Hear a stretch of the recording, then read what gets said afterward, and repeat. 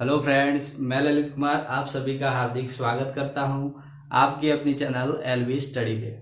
तो फ्रेंड्स, आज हम एक और नया टॉपिक लेके आ गए हैं जो कि आपका है बक्सर का युद्ध।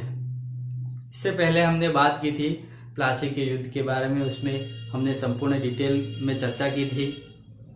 तो आप वो वाला वीडियो अगर देखना चाहते हैं तो इस वाले वीडियो के डिस्क्रिप्शन में उसकी लिंक दे दी गई है, आप वहां जाके उस वीडियो को जो है देख सकते हैं। सही है।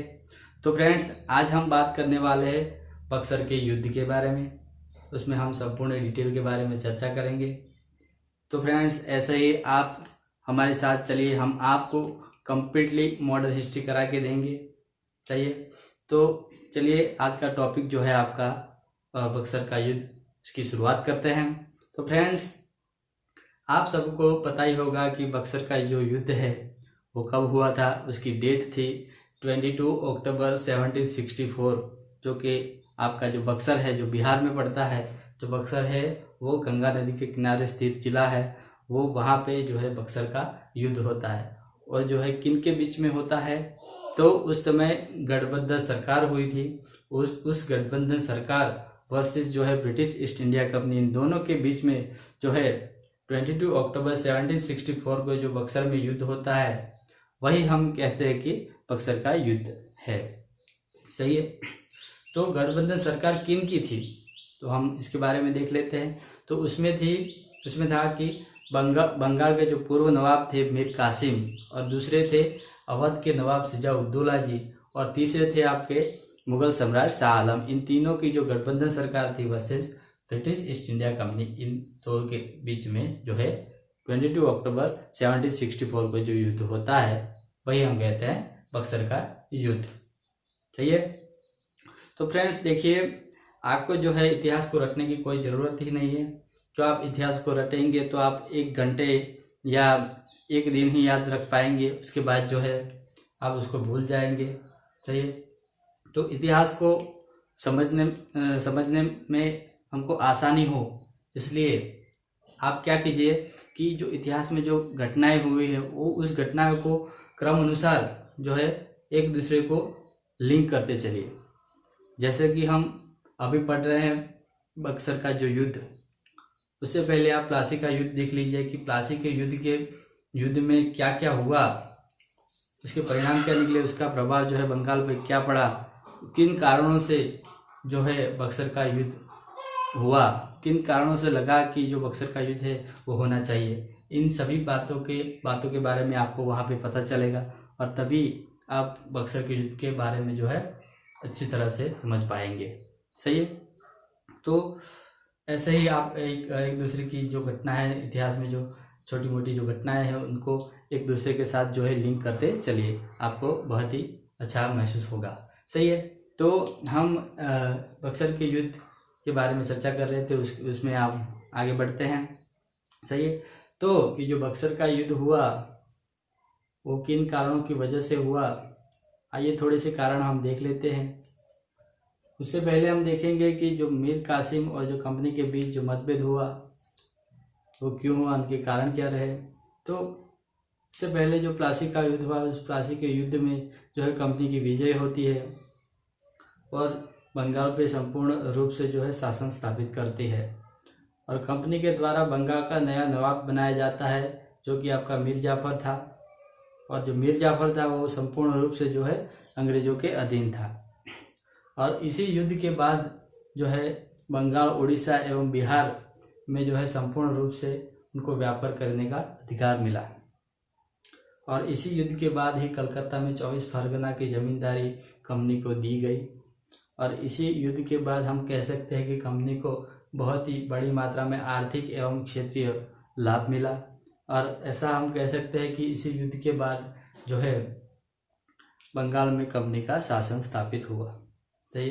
तो इस समय जो है बंगाल को बहुत ही बड़ी मात्रा में लूटा गया, और इसके बाद जो है मीर जाफर को नवाब के पद से हटाकर मीर कासिम को बनाया जाता है, क्योंकि मीर कासिम जो है बहुत ही साहसी एवं महत्वाकांक्षी नवाब निकला और बहुत ही बड़ा विरोधी निकला, अंग्रेजों का बहुत ही बड़ा विरोध करता था। तो इसलिए अंग्रेजों को लगा कि हमें इस नवाब से कोई पैसा नहीं मिलेगा। इसलिए जो है 1763 में 1763 में जो है मीर कासिम को हटाकर फिर से जो है मीर जाफर को बंगाल का नया नवाब बनाया जाता है। तो ये कंपनी और मीर कासिम के बीच का जो मतभेद था, इसको हम बक्सर का युद्ध का कारण मान सकते हैं। दूसरा था कि जो बंगाल का शासन था वो कंपनी के हस्तक्षेप के बगैर नहीं चल सकता था, जो असंभव था। सही है। तो आइए हम थोड़े से कारणों को देख लेते हैं।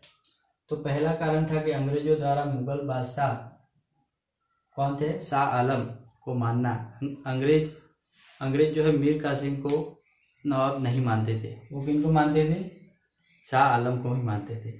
इसलिए, और दूसरा हम देख लेते हैं कि शाह आलम के नाम के सिक्के जारी करना। तीसरा है कि मीर कासिम की स्थिति कमजोर और प्रतिष्ठा पर प्रभाव पड़ना। उस समय जो है मीर कासिम की जो स्थिति है वो कमजोर हो गई थी और उनकी प्रतिष्ठा पर प्रश्न उठ रहे थे। और चौथा हम देख लेते हैं कि निजी व्यापार पर कासिम द्वारा विरोध करना। जो कंपनी के कर्मचारी थे, जो कंपनी के कर्मचारी थे वो निजी व्यापार करने लगे थे और इन निजी व्यापार करने वाले कर्मचारियों के विरोध में कौन थे, मीर कासिम थे। सही। तो ये एक कारण था। पांचवा कारण देख लेते हैं, कंपनी द्वारा सुविधाओं का दुरुपयोग करना। जो भी उनको सुविधाएं दी जाती थी उनका वो बहुत ही बड़ी मात्रा में दुरुपयोग करते थे। तो ये भी एक कारण हो गया। दूसरा हम देखते हैं कंपनी के कर्मचारियों द्वारा उपहार लेना। क्या लेना, उपहार लेना। कंपनी के कर्मचारियों द्वारा उपहार लेना यानी कि भ्रष्टाचार, यानी कि पैसा लेना किसके पास से लेते थे, जो हमारे जो किसान थे, जो व्यापारी थे, जो भारतीय दफ्तरों के लोग थे, उससे जो है बहुत ही बड़ी मात्रा में जो है कंपनी के कर्मचारियों द्वारा उपहार लिया गया। ठीक। तो ऐसा हम कह सकते हैं कि इस घटना के बाद ही यहाँ से ही जो है भ्रष्टाचार की शुरुआत होती है, करप्शन की शुरुआत होती है। ठीक है। तो हमने ये युद्ध होने के ये 5-6 कारण देख लिए। सही है। तो पहला था कि अंग्रेजों द्वारा जो सम्राट थे शाह आलम को यहाँ का सम्राट मानना। दूसरा था कि उनके नाम के सिक्के जारी करना। तीसरा था कि जो उस समय जो है मीर कासिम की स्थिति बहुत ही कमजोर हो गई थी और उनकी जो प्रतिष्ठा थी उन पर जो प्रश्न उठ रहे थे। और चौथा हो गया कि जो कंपनी के जो कर्मचारी थे वो निजी व्यापार कर रहे थे और उनका जो विरोध कौन कर रहा था, मीर कासिम कर रहे थे। और पांचवा हो गया आपका जो कंपनी को जो सुविधाएं दी जाती थी उन सुविधाओं को वो बहुत ही बड़ी मात्रा में दुरुपयोग कर रहे थे। और छठा हो गया आपका कर्मचारियों द्वारा उपहार लेना। वो बहुत ही बड़ी मात्रा में जो है उपहार यानी कि पैसे लेते थे, यानी कि भ्रष्टाचार होता था उस समय। चलिए, तो ये 5-6 कारण हमने देख लिए। उसके बाद हम देखेंगे कि मीर कासिम ने ऐसा क्या किया कि अंग्रेजों को बहुत ही बुरा लगा। अंग्रेजों को ऐसा लगा कि अब इनके साथ युद्ध करना चाहिए। ठीक है। तो ऐसा हम देख लेते हैं। तो मीर कासिम ने ऐसा किया, पहले तो कंपनी से बर्दवान, मिदनापुर यानी कि चिटगांव, ये 3 हैं। कंपनी के पास से बर्दवान, मिदनापुर और चिटगांव के जो जिले हैं उनकी मांग की। किसने की, मीर कासिम ने। दूसरा हम देखेंगे मीर कासिम के पास जो है भेजे गए अंग्रेज के जो सदस्य थे उनके साथ जो है दुर्व्यवहार करना और उनको बंदी बनाना और उनकी हत्या करना। यह एक बहुत ही बड़ा उन्होंने काम किया था कि जो मीर कासिम के पास जो अंग्रेज के जो सदस्य थे वो बात करने के लिए भेजे जाते थे और जो मीर कासिम है वो क्या करते थे, उनको जो है उनके साथ जो है दुर्व्यवहार करते थे, उनको बंदी भी बनाया जाता था और उनकी जो है हत्या भी करी जाती थी। सही है। तो तीसरा हम देख लेते हैं कि जो कासिम थे वो शुजाउद्दौला और मुगल बादशाह शाह आलम के साथ गठबंधन करते हैं। सही है। तो ये 3 कारण हमने देखे जो कि आपको अंग्रेजों को बहुत ही बुरा लगा इन कारणों की वजह से। सही है।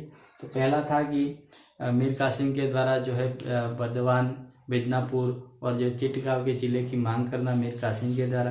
दूसरा हमने देखा कि जो कासिम है तो कासिम के पास जो अंग्रेज सदस्य के जो लोग हैं वो भेजे जाते थे बात करने के लिए। तो मीर कासिम क्या करते थे कि उनके साथ दुर्व्यवहार करते थे, उनको बंदी बना लेते थे और उनकी हत्या भी कर देते थे।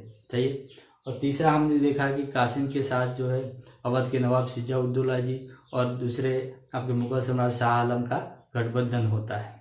इन 3 कारणों की वजह से अंग्रेजों को बहुत ही बुरा लगा और लगा कि अब युद्ध करना चाहिए। सही है।